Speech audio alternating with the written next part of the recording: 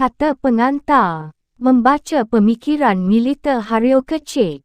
Stanley Adi Prasetyo. Membaca buku pemikiran militer 5 karya Haryo Kecik ini kita akan geleng-geleng dan tertegun. Geleng-geleng kerana tak pernah membayangkan bahawa dalam usia yang telah mencapai 90 tahun, Haryo Kecik masih bisa menulis berjilid-jilid hal-hal serius yang kadang membutuhkan berbagai referensi.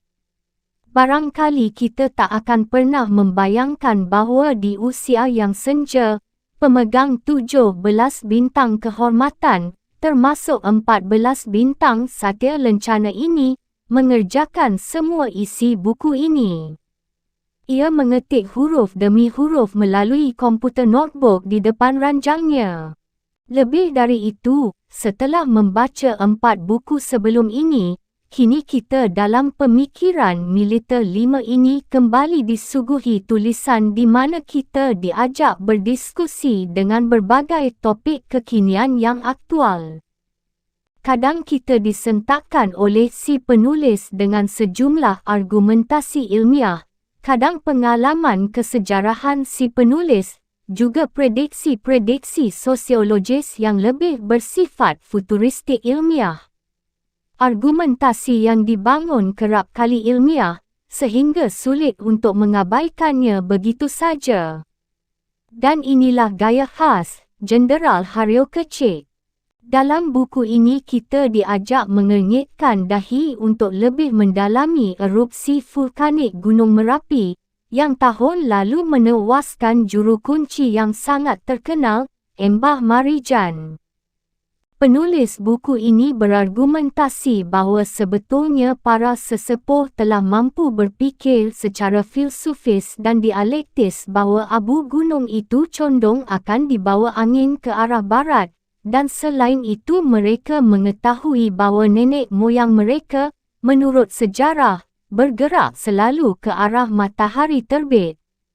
Ternyata situasi ini tidak sama, kerana Merapi meletus terakhir kalinya mengarah ke selatan, di mana Candi Borobudur kembali ditutupi abu vulkanik Merapi.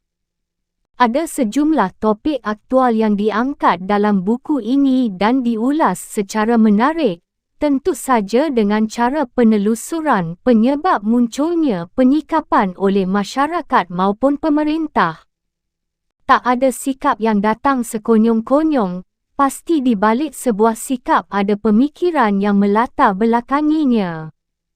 Inilah yang hendak diungkap oleh Haryo Kecik melalui buku ini. Beberapa topik yang dibahas antara lain kedatangan dan aktivitas Presiden Amerika, Barack Obama, selama berada di Jakarta. Keberadaan G20 dan untuk kepentingan siapa kelompok ini bekerja. Pendekatan baru Rusia terhadap NATO yang memunculkan era baru dalam hubungan internasional di bidang politik dan militer. Permainan politik militer negara-negara maju, reaksi global terhadap insiden Korea, kebocoran rahasia Amerika melalui Wikileaks, status keistimewaan DIY, dan lain-lain.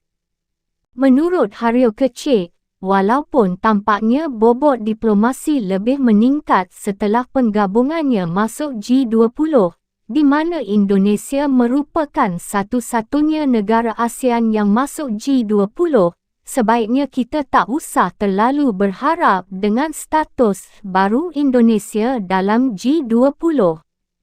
Apalagi mengharapkan G20 dapat ikut menanggulangi problem kemiskinan di Indonesia. Yang menarik dalam buku ini ialah ulasan Haryo Kecik mengenai kekayaan alam Kalimantan. Penulis yang mantan Panglima Kodam Mula Warman, dengan piawai mengulas tentang perlunya pembangunan rel kereta api Trans Kalimantan dalam rangka mendirikan beberapa komunitas masyarakat baru di daerah perbatasan Kalimantan dan Sarawak.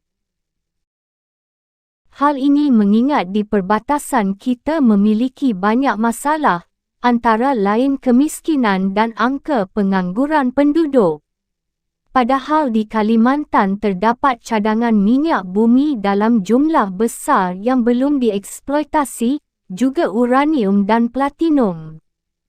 Jika kereta api Trans Kalimantan terwujud, bukan tak mungkin hal ini akan memberikan pekerjaan kepada ribuan bahkan jutaan orang, kaum tani yang tidak mempunyai tanah garapan, kaum buruh tanpa keahlian, kaum buruh yang mempunyai keahlian tertentu, kaum teknisi tingkat bawah dan tingkat atas di beberapa bidang, para ahli ilmu pengetahuan di banyak bidang, dan para ahli lain-lainnya. Diperlukan juga kesatuan-kesatuan seni militer ABRI. Proyek raksasa itu akan meningkatkan kegiatan bangsa kita secara menyeluruh dan akan mengurangi persaingan antar partai dan mengharuskan mereka untuk bekerja secara gotong royong.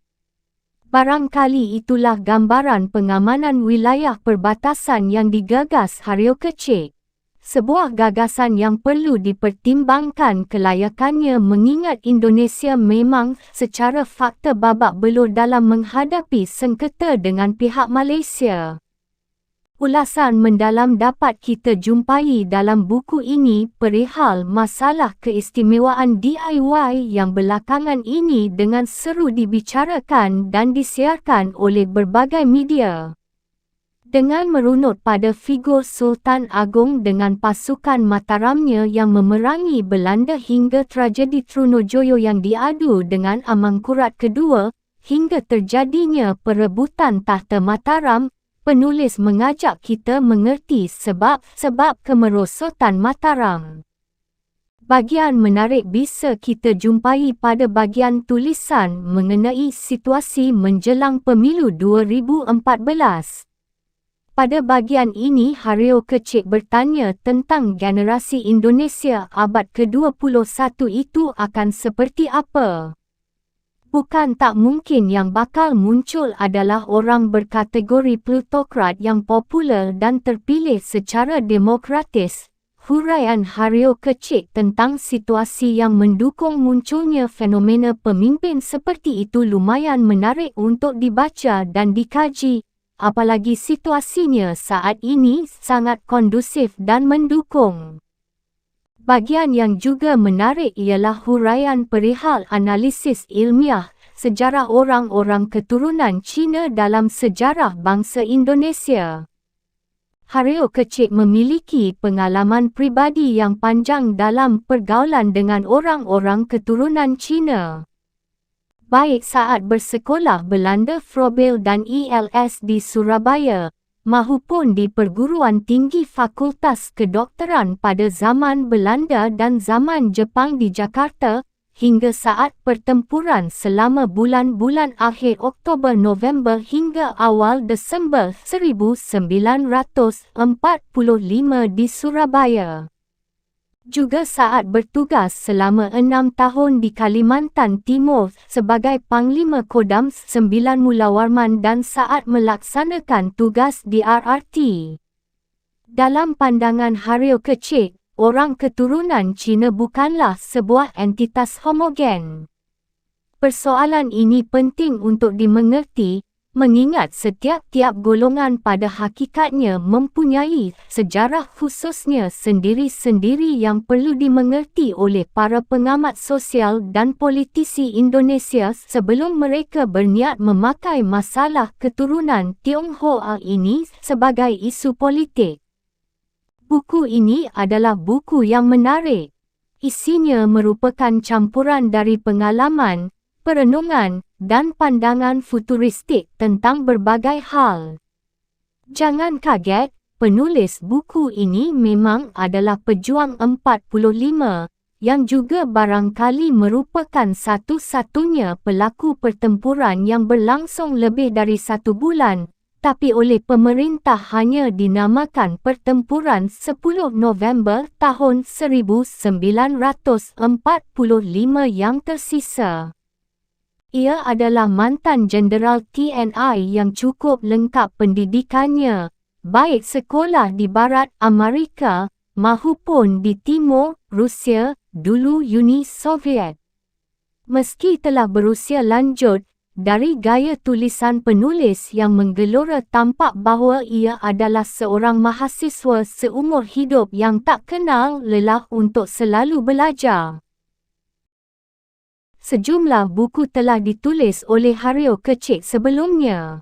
Buku ini merangkai kembali kepingan cerita dan analisis yang pernah muncul pada buku-buku yang pernah ditulis Hario Kecik sebelumnya.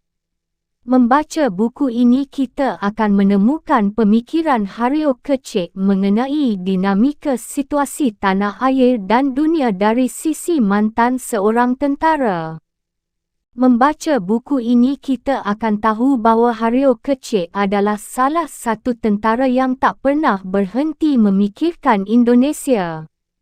Barangkali kata-kata yang pernah diucapkan Jenderal MacArthur tepat, "Old soldiers never die, they just fade away."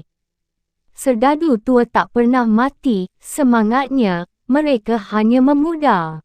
Sosok Om Hario, jenderal yang penuh canda, berfikir ilmiah, bersikap independen. Stanley Adi Prasetyo, siapa yang tak kenal Hario Kecik, khususnya mereka yang hidup di tahun 60-an dan 70-an. Namanya begitu tenar dan dibicarakan banyak orang. Ia dinilai sebagai seorang jenderal plus. Artinya, bukan hanya jenderal yang punya karir di bidang kemiliteran semata.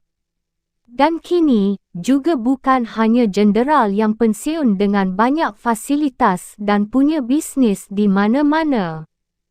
Penampilan Hario Kecik selalu sederhana, jauh dari kesan megah. Barangkali ideologi tampil sederhana dan bersih ini telah tumbuh puluhan tahun bersamaan dengan semangat anti korupsi yang terus melekat pada dirinya. Pada tahun 1954 ia terlibat dalam gerakan di tubuh militer yang berupaya melakukan pembersihan dari dalam.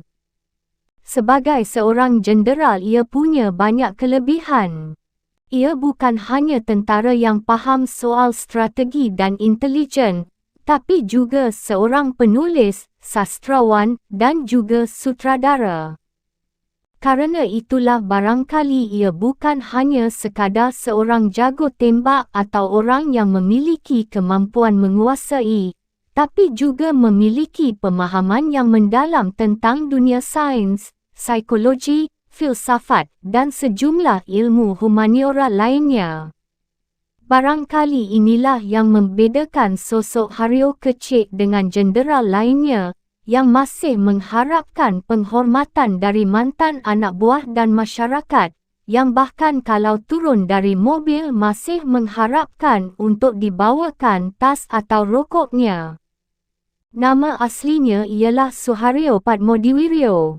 Hario Kecik adalah nama saat Revolusi 1945, di mana ia memilih masuk hutan dan bergerilya di kawasan Gunung Kawi. Kuliahnya di Fakultas Kedokteran yang telah ditempuhnya sejak zaman Belanda, kandas di tengah jalan. Ia memilih mengikuti latihan pasukan khusus Jepang. Pada saat revolusi berlangsung, ia menjabat sebagai Komandan Resimen Mahasiswa Fakultas Kedokteran, Daitaiko Gakuto Taika Daigaku Jakarta. Pada November tahun 1945 ia ikut pertempuran besar di Surabaya dan menjabat sebagai Wakil Komandan Polisi Tentara Keamanan Rakyat Jawa Timur. Ia lahir di Surabaya, 12 Mei tahun 1921. Kata pengantar sejarah menggugah, Immanuel Subangun. Di antara sedikit buku yang terbit akhir-akhir ini, buku yang berada di tangan anda ini termasuk salah satu buku yang pantas untuk dibaca dan dipahami. Bukan kerana enak ditulis, tetapi kerana masalah yang disampaikan memang perlu dipahami. Buku ini dirangkum dalam bentuk, sepertinya, mirip sebuah catatan harian. Hal ini memang menguntungkan kerana kesederhanaan penyampaian, tetapi sekaligus juga kelemahannya, kerana gagasan tidak mungkin disampaikan secara sistematik, bertahap dan menyeluruh. Cetusan di sana-sini, sehingga akan sering terjadi, sepertinya pengulangan soal yang sama. Tapi setelah saya membaca sampai tuntas buku itu, timbul pada benak saya sesuatu yang mengejutkan. Saya tiba-tiba sadar bahawa penulis buku yang saya telah baca sampai halaman terakhir itu, memang mungkin sengaja menulis dengan cara yang untuk diri saya tidak biasa. Saya mulai sadar bahawa cara menulis pemikiran seseorang itu tidak perlu menurut suatu cara yang biasa dipakai secara umum. Dengan cemas saya mendadak mulai sadar bahawa yang perlu ditemukan atau dimengerti dari sebuah tulisan dalam bentuk buku moden atau tulisan di permukaan lempengan-lempengan batu, tablet kuno, ialah isinya atau esensi dari apa yang ditulis itu. Mungkin Hario kecil menulis buku seperti itu mempunyai tujuan tertentu yang belum saya pahami pada saat ini. Saya akan bertanya padanya tentang hal itu. Sementara itu saya menarik kesimpulan bahawa hal yang berulang kali disampaikan dengan satu dan lain cara memang hasilnya yang perlu.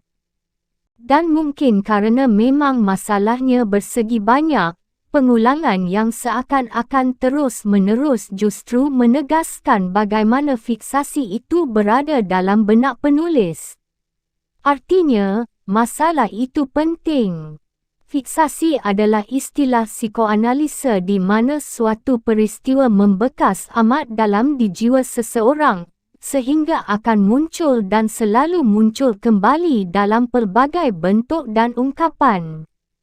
Kali ini pengulangan dilakukan dengan melihat kejadian sekitar, dan pikiran itu dipantulkan seperti menatap cermin. Bahkan dapat dikatakan bahawa buku ini dapat berfungsi sebagai rangkuman atau pengantar atas seluruh buku Hario kecil, sejauh penulis bergiat dalam masalah negara dan bangsa. Hal-hal yang di lain tempat disampaikan dengan cara fiktif, biografis, atau analisis, kali ini disampaikan lebih ringkas dan sederhana. Sebuah suara atau kejadian dari masa silam yang perlu untuk diketahui untuk manusia yang masih harus hidup untuk masa depannya. Paling tidak ada 3 hal yang dapat dicatat. 1. Masalah tentara. Soal tentara untuk kerajaan Belanda dan tentara untuk daerah jajahan, Kenil. Tentara Kenil adalah tentara polisional, artinya untuk harus berhadapan dengan rakyatnya sendiri, dan bukan demi menghadapi musuh asing. Akibat paling fatal dari kenilisme ini ialah duifungsi, dan sekarang kegamangan teritorial kita sebagai negeri berdaulat. Jika Rusia dengan topangan para mantan NKDV, seperti Vladimir Putin lewat FSB, Federal Service Board, dapat menyelamatkan Rusia sekarang ini, maka tentara yang ganas di rezim Orde Baru sekarang ini seakan meleleh di telan bumi. 2. Masalah birokrasi. Dengan munculnya administrasi kolonial awal abad ke-19, maka pembenahan administrasi kolonial itu bermakna ganda. Di satu pihak aristokrasi, feodalisme disapu habis, kerana pejabat sekarang harus dibenom, artinya tanpa pelungguh tanah, dan menjadi orang gajian. Dan di lain pihak, para amtena ini menamakan dirinya pangreprojo, artinya alat kolonial untuk memeras rakyat. Bibit penyalahgunaan wewenang birokratis bersumber dari fakta sejarah ini. Amtena bukan birokrat, tetapi pejabat, artinya ada hak tanpa kewajiban, berhak atas upeti dan boleh berkorupsi. 3. Masalah Cina dan korupsi. Pada babak akhir kolonialisme diperkenalkan Regeringsreglement yang menjadikan bangsa Indonesia sebagai bangsa yang dibagi secara rasialis, di mana Belanda warga utama, lalu para Vreemde Oosterlingen, Timur Asing, antara lain Cina, warga kelas kedua, dan akhirnya pribumi yang dijajah adalah kuli dan sudra. Cina yang dengan dasar hukum dapat disamakan dengan orang putih itu, dijejali dengan kesombongan rasial yang mengukuhkan posisinya sebagai pedagang perantara hasil bumi. Dan hal ini mempunyai akibat politik yang jauh, artinya Cina adalah pedagang perantara dan para pangreh projo adalah pejabat perantara.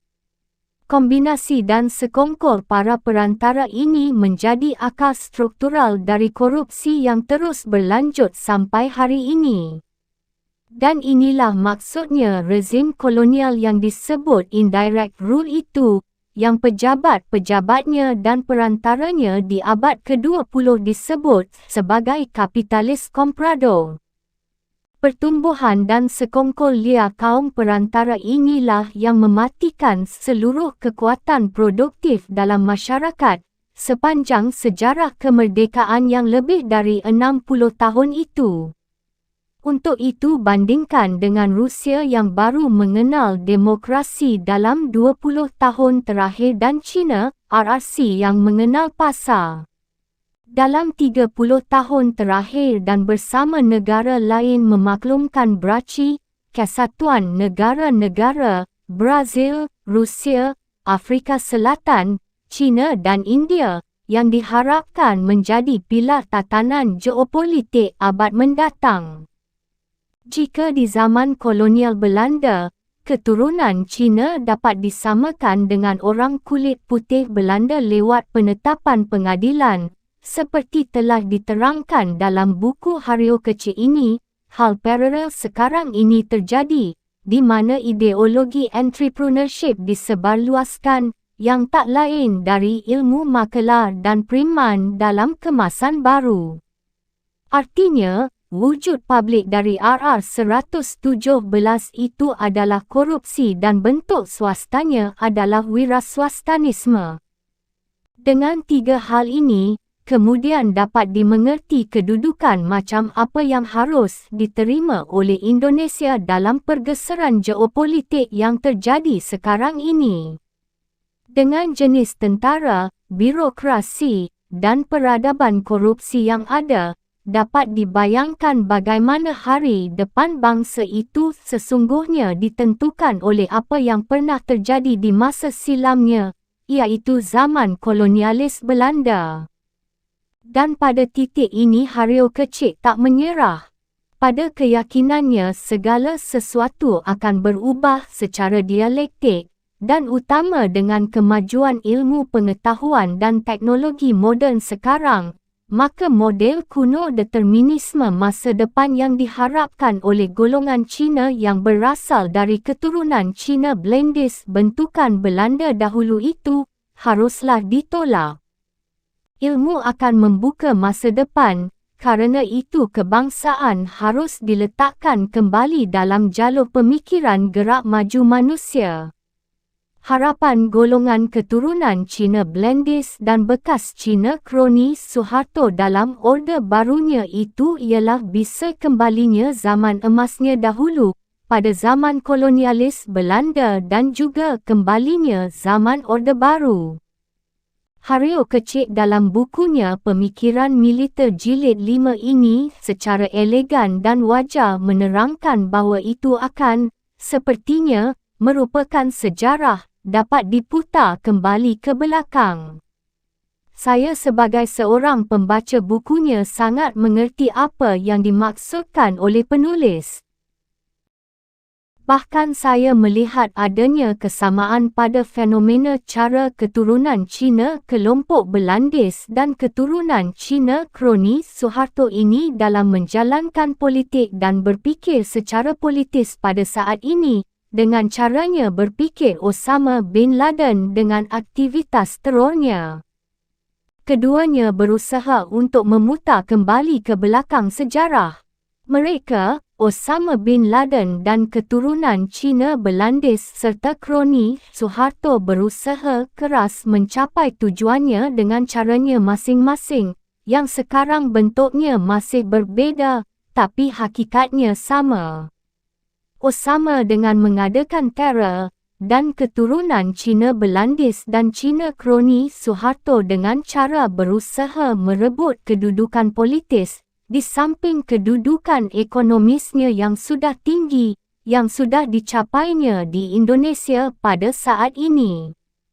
Kedua elemen negatif dan merusak itu menjalankan tindakan yang bersifat sama, iaitu anakronistik, yang artinya tidak cocok dengan keadaan zaman sekarang ini atau menentang kelaziman zaman sekarang ini. Keduanya dengan demikian kita dapat pandang sebagai teroris. Tentang keadaan negara pada umumnya, saya dapat mengajukan sebagai berikut, dari determinasi struktural yang bersumber pada sejarah itu, hanya ilmu pengetahuan dan teknologi moden yang akan dapat membuka kemungkinan. Sehingga pada akhirnya pertanyaan terumuskan seperti ini, apakah para ilmuwan kita sanggup menerima tantangan semacam itu? Artinya, ilmuwan tidak hanya menjadi kuli perusahaan dari Cina, keturunan Cina Belandis dan Cina kroni Suharto, tapi dapat menjadi warga negara yang dewasa. Dan apakah struktur politik sekarang ini cukup cerdas untuk mengerti perkembangan menurut teori dialektik historik moden ini? Atau malah sibuk dengan hal remeh temeh ibarat Petruk jadi raja? Suara dari masa silam ini memang suara redup, mungkin untuk sebahagian dari orang masa kini yang memang sudah tak memiliki telinga cukup peka untuk dapat mendengar suara lembut itu. Karena itu, maka pesan suara masa silam itu perlu ditulis secara jelas to the point agar dapat dibaca. Dan kalau anda memahami apa yang tertulis, apakah daya anda akan cukup untuk melangkah, bertindak dan terus tak akan menyerah? Jika anda mencamkan kerapuhan struktur triadik negara kita, tentara, birokrasi, dan masyarakat, dengan jauh lebih mudah anda akan mengerti seluruh proses disfungsionalisasi yang dihadapi oleh masyarakat dan pemerintah sekarang. Negara kemungkinan akan menjadi bulan-bulanan kekuatan gelap yang asalnya bisa dari dalam negeri, dan manusia yang menghuni kawasan NKRI terombang-ambing tak menentu disapu gelombang perubahan sejagat. Tapi Haryo Kecik dalam tulisan-tulisannya mengajak rakyat bangsa Indonesia berjuang menjalankan tugas sejarah yang memang tugasnya. Jika Oswald Spengler menjelang Perang Dunia Pertama tahun 1914 dengan murung menuliskan Der Untergang des Abendlandes, Senja Dunia Barat, maka seluruh kitab-kitab Haryo Kecik sekarang ini mencanangkan Die Wiedergeburt der Morgenlandes, lahirnya kembali dunia timur. Gaya tulisnya lebih sederhana. Nampaknya saja seperti sepotong demi sepotong, tetapi sebetulnya mempunyai kedalaman yang menyeluruh dan gemuruh. Sepertinya Haryo Kecik menggunakan kuantum teori dalam melaksanakan analisisnya. Dalam soal gaya penulisan, dapat anda perhatikan bahawa pada hal-hal tertentu selalu disampaikan hari dan tanggal. Hal seperti itu tentulah bukan tak sengaja, kerana jika anda hendak memamerkan gagasan secara objektif, tentulah pikiran bukan turun dari langit, tetapi selalu terletak di suatu titik spatiotemporal. Ada titik acuan yang menjadi dasar, dan pikiran berpangkal dari kenyataan. Ringkas kata, buku semacam ini hendak menghurai hal-hal dalam sejarah yang bersifat deep structure, struktur dalam sejarah dalam arti semacam itu tidak mungkin dirangkai semata secara deskriptif, tetapi harus dicerna secara anamnesik atau mengingat dan mengguratkan struktur dalam yang dipatrikan dalam ingatan. Dan tujuan yang hendak dicapai juga jelas, yakni agar jika keledai warga yang bodoh saja tak akan terantuk dua kali, maka Indonesia yang sudah cerdas itu memang diharapkan paling tidak setara dengan macan atau banteng Jawa yang memang sedang punah di hutan Meru Betiri, yang merupakan rumah terakhirnya dan berada di ujung Jawa Timur. Dan akhirnya, harap tak dilupakan bahawa usia Hario kecil sudah merambat pada garis lurus menuju 91 tahun. Artinya, ia menulis bukan demi kepentingan pribadinya, untuk ambisi apa jika orang sudah mencapai usia 90 tahun, tetapi ia menulis sesuai dengan panggilan nurani dari seorang tentara, seorang jenderal, dan di atas semuanya, ia adalah Arek Suroboyo, pemuda revolusi yang sudah mandi darah bersama puluhan ribu pemuda Surabaya pada masa sejarah yang silam. Soekarno di depan sidang pengadilan kolonial tahun 1927 sudah membacakan perlawanannya yang berjudul Indonesia Menggugat. Maka Hario kecil dari rumah tinggalnya di sudut Bekasi menuliskan risalah ringkas yang berkadar, Sejarah Menggugah, sudah terlalu lama kita terlelap dalam tidur sejarah, dan sekaranglah waktunya untuk siuman kembali, kerana harga diri bangsa dan negara harus ditegakkan kembali. Jakarta, Senin, 13 Juni tahun 2011. Immanuel Subangun. Kata pengantar. Hari ini, Senin, 8 November tahun 2010. Saya menulis apa yang ada dalam buku ini, pada saat terjadinya beberapa masalah yang disebabkan oleh alam, iaitu meletusnya sebuah gunung berapi, sebuah suasana yang ditimbulkan oleh suatu gerakan penduduk dari suatu daerah provinsi, dan sebuah suasana yang disebabkan oleh kedatangan seorang presiden dari satu negara adikuasa. Beberapa kejadian itu tentu saja mempunyai pengaruh terhadap jalan fikiran saya pada waktu itu, kerana itu saya anggap perlu untuk memasukkannya dalam kata pengantar saya. Saya harap dengan demikian menarik para pembaca ikut serta ke dalam suasana itu, sehingga saya dapat ikut merasakan apa yang saya alami dalam batin saya pada waktu menulis semua ini. Bagian 1. Menghadapi bencana erupsi vulkan Merapi. 1. Gunung Merapi masih mengeluarkan awan panas dan debu. Lebih dari 6 kecamatan di Magelang dikabarkan lumpuh. Kesatuan-kesatuan TNI ditugaskan untuk membantu jalannya evakuasi warga desa yang mengungsi, terluka dan tewas. Usaha untuk mencari dan menemukan warga desa yang masih hilang belum ditemukan terus dijalankan. Seorang sukarelawan yang membantu bencana hilang dan belum ditemukan. Nampak gejala yang baik dalam kerjasama antar semua golongan, partai, dari atas sampai ke bawah pemerintahan. Kegiatan seorang bupati yang berasal dari golongan bawah masyarakat sangat dipuji. Bupati itu yang mantan seorang pedagang sapi, mengusulkan supaya pemerintah membeli sapi-sapi yang terpaksa ditinggalkan oleh pemiliknya kerana harus mengungsi, dengan harga yang wajar. Usul yang baik itu diterima oleh pemerintah, teristimewa sapi-sapi pemerah. Sapi-sapi pemerah ini harganya mahal dan memerlukan perhatian yang khusus dalam masalah makanan, pemerahan secara teratur dan higienis, dan lain-lainnya.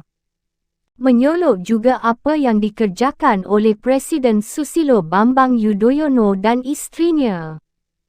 Di samping itu ia telah mengeluarkan perintah tentang penanganan bencana alam secara organisatoris dengan dibentuknya badan khusus untuk itu, dari atas sampai ke bawah, dan ikut sertanya unsur-unsur TNI Angkatan Darat, pemerintah sipil, Polri, dan Pamong Praja.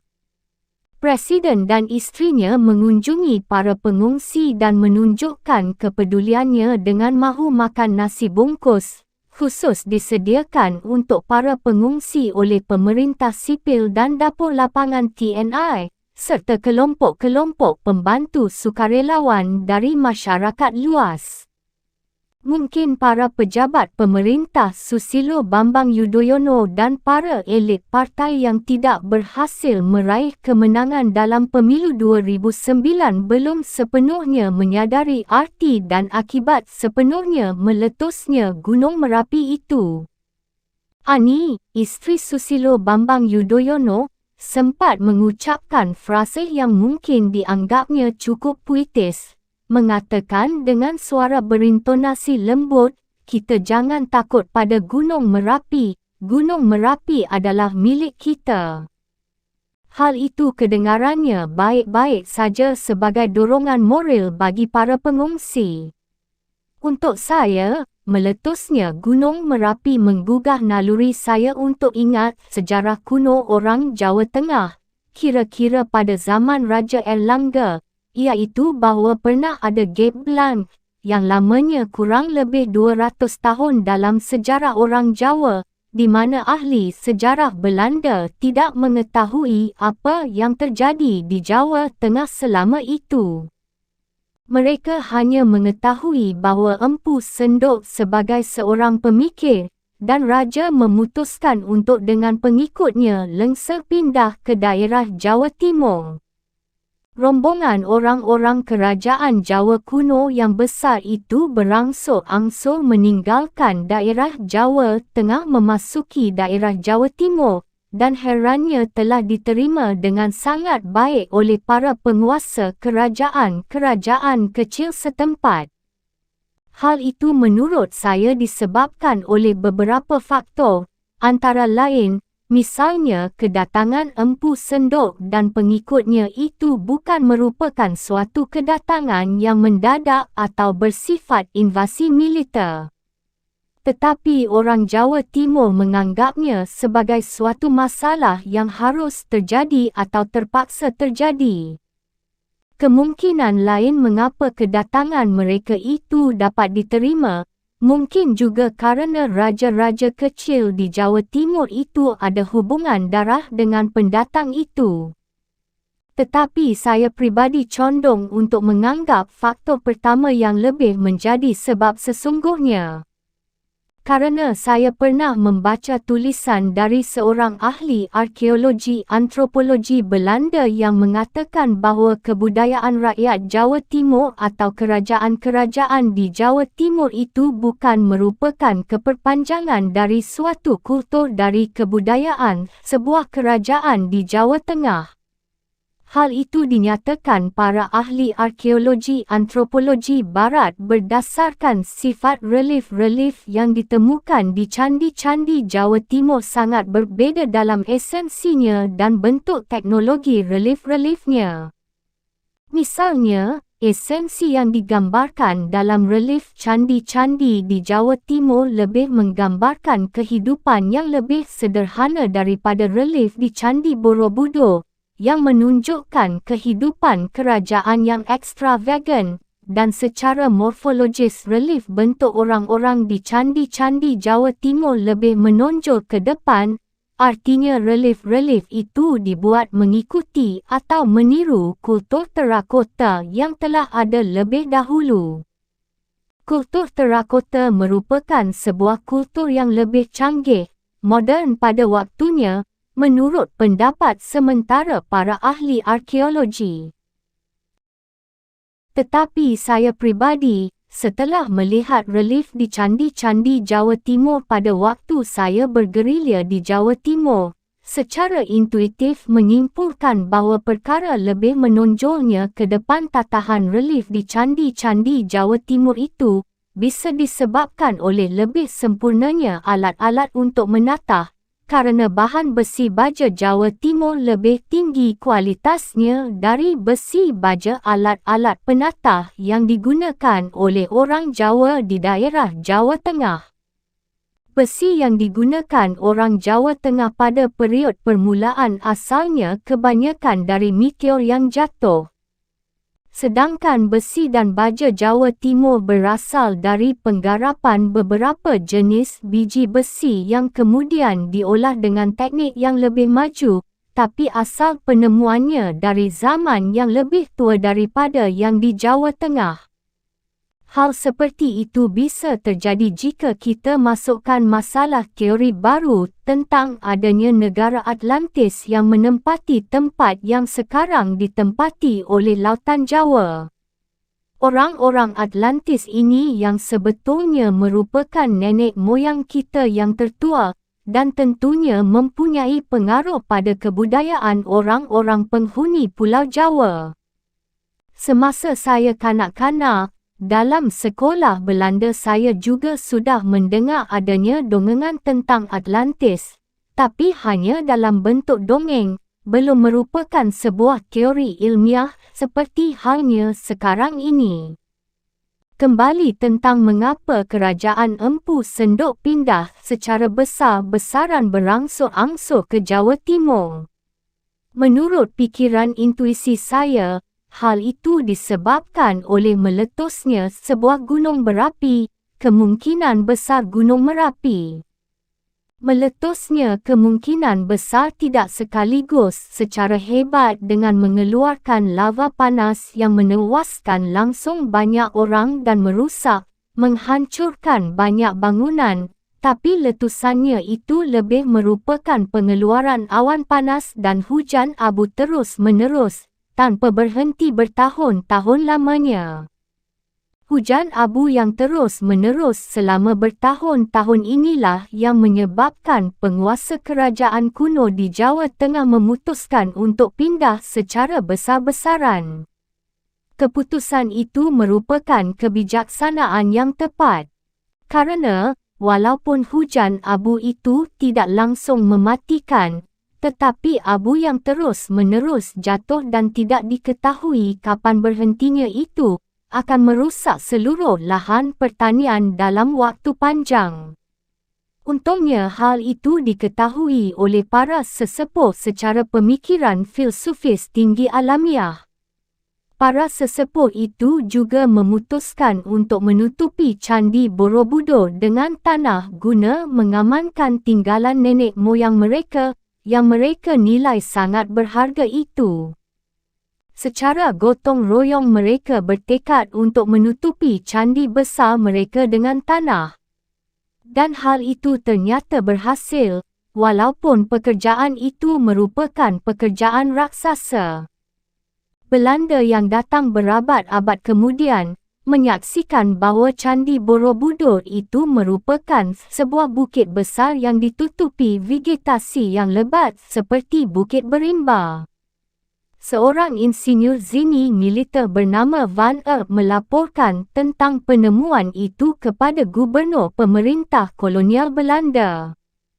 Para sesepuh yang dapat berfikir secara filsufis dan dialektis alamiah itu, dapat menarik kesimpulan bahawa seluruh lahan pertanian, kerana diselimuti abu, tidak akan dapat ditanami untuk waktu yang tidak dapat diramalkan para sesepuh itu. Karenanya, para sesepuh lebih baik memutuskan untuk pindah secara besar-besaran ke daerah Jawa Timur. Mengapa tidak ke arah barat? Mungkin para sesepuh itu mengetahui bahawa abu gunung itu condong akan dibawa angin ke arah barat, dan selain itu mereka mengetahui bahawa nenek moyang mereka menurut sejarah bergerak selalu ke arah matahari terbit. Ternyata baru hari ini, Selasa, 16 November tahun 2010, berita surat khabar Jakarta Kompas menyatakan bahawa abu Merapi akan, kurang lebih dalam 10 tahun, merusak kesuburan tanah pertanian di daerah sekitarnya. Bagaimana jika nanti Gunung Merapi selama bertahun-tahun terus menyemburkan abunya, seperti yang mungkin pernah terjadi dahulu pada zamannya Empu Sendok? Jika dahulu nenek moyang kita memutuskan untuk menimbun seluruh Candi Borobudur dengan tanah, maka kita sekarang sudah mulai menutupi beberapa bahagian dari candi besar itu dengan plastik. Bagaimana nasib kaum tani yang tanahnya tidak dapat ditanami? Hal itu perlu kita pikirkan. Mungkin jika memang aktivitas semburan Gunung Merapi tidak berhenti dengan segera, saya kira harus dipikirkan untuk memikirkan menyelenggarakan transmigrasi penduduk secara besar-besaran. Daerah untuk transmigrasi secara besar-besaran itu akhirnya adalah daerah perbatasan daratan dengan negara lain yang luas dan pada saat ini masih merupakan daerah yang kepadatan penduduknya masih kecil seperti di Kalimantan dan di Papua Barat. Masalah pemilihan daerah untuk transmigrasi moden ini pernah saya ajukan dalam pemikiran militer jilid 3 dan 4, walaupun dalam konteks lain, tapi ternyata dapat cocok dengan konsep transmigrasi menghindari bencana jangka panjang Gunung Berapi itu. 2. Pembicaraan G20 di Korea Selatan yang sedang dalam persiapan pada saat ini. Apa yang terjadi di sekitar Gunung Merapi dengan radius 20 km dari puncaknya pasti akan berdampak pada dunia internasional pada saat ini. Hanya intensitas dari dampak itu yang saat ini belum nampak dengan jelas. Pada saat ini, seperti diketahui, sedang berjalan persiapan pembicaraan antar negara-negara berkembang, G20, yang berlangsung di Seoul, Korea Selatan, dengan titik berat terletak pada masalah kurs wang dari RRC iaitu Yuan dan US Dollar. Hal ini yang menyebabkan terjadinya chain reaction yang mungkin bisa dahsyat, atau mungkin juga akan di-blow up supaya nampak demikian, untuk menarik perhatian dan mempengaruhi negara-negara berkembang pada umumnya.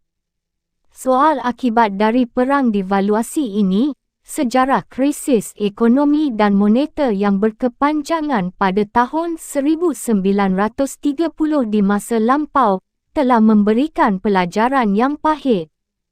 Bedanya sekarang ini ialah bahawa bukan hanya kapitalis negara-negara Inggeris, Eropah dan Amerika yang main, tapi sekarang yang mempengaruhi permainan di panggung perekonomian dunia itu ialah RRC dengan mata wang yuannya. Menurut faham saya, Indonesia harus waspada dalam percaturan masalah ini. Kita harus dengan tepat menentukan posisi kita. Mungkin Korea Selatan ingin mempengaruhi Indonesia supaya bersatu dengan Korsel dalam menghadapi masalah ini sebagai sama-sama negara berkembang. Kita harus tetap waspada, walaupun Korea Selatan merupakan sebuah negara berkembang yang pernah dianjurkan oleh sementara politisi kita sebagai contoh pembangunan negara dalam tahun 70-an.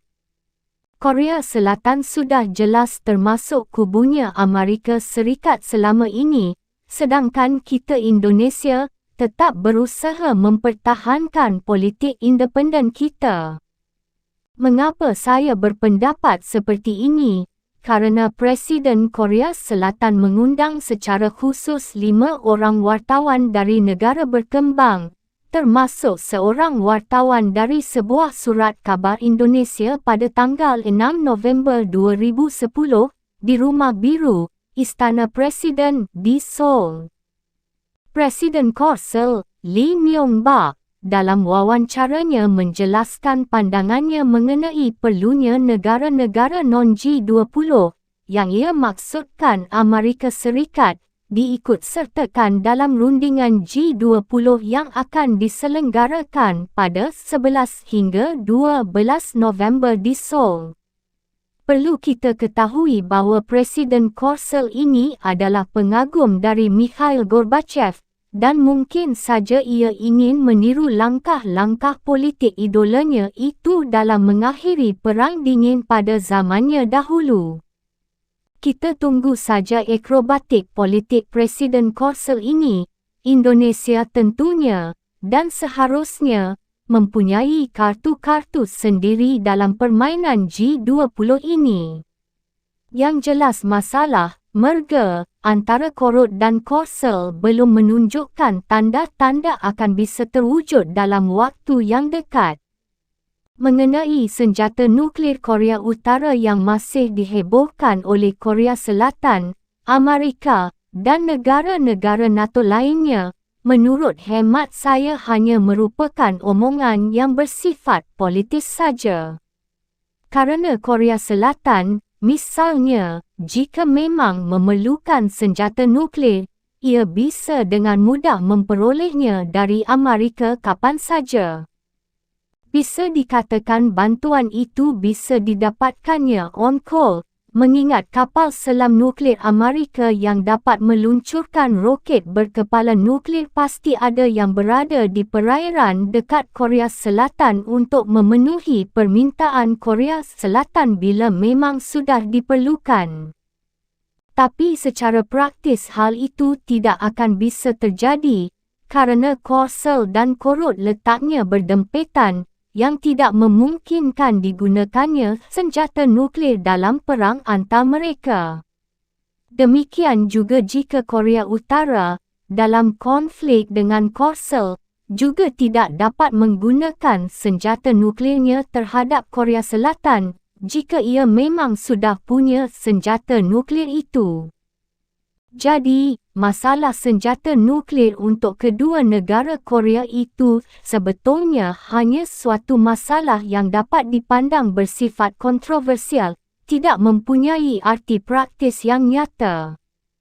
Mungkin hal seperti ini akan juga terjadi di lain tempat dan di lain waktu dalam abad ke-21. Ini dan hal itu dapat dihubungkan dengan prinsip MAD yang telah disadari bersama oleh negara-negara maju. Belum nanti jika semua negara mempunyai senjata nuklear lengkap dengan sistem pembantunya, seperti sistem satelit di luar angkasanya, yang dapat saling memantau aktivitas dengan dibantu oleh sistem elektronik canggih lain-lainnya, dalam kegiatan setiap negara satu sama lain. Dengan demikian tidak akan ada sebuah gerakan dalam bidang sipil dan militer yang tidak dapat diketahui oleh semua negara maju atau negara-negara berkembang yang sudah mulai mampu bergerak maju. Dalam keadaan seperti itu dengan sendirinya akan timbul konsep pemikiran yang baru dalam hubungan-hubungan antar negara-negara. Bahkan akan timbul norma-norma baru dalam hubungan internasional, dan akan timbul pendekatan secara filsufi baru oleh beberapa filsuf baru. Tentang hal itu, pernah saya huraikan dalam buku saya, Pemikiran Militer Jilid 4.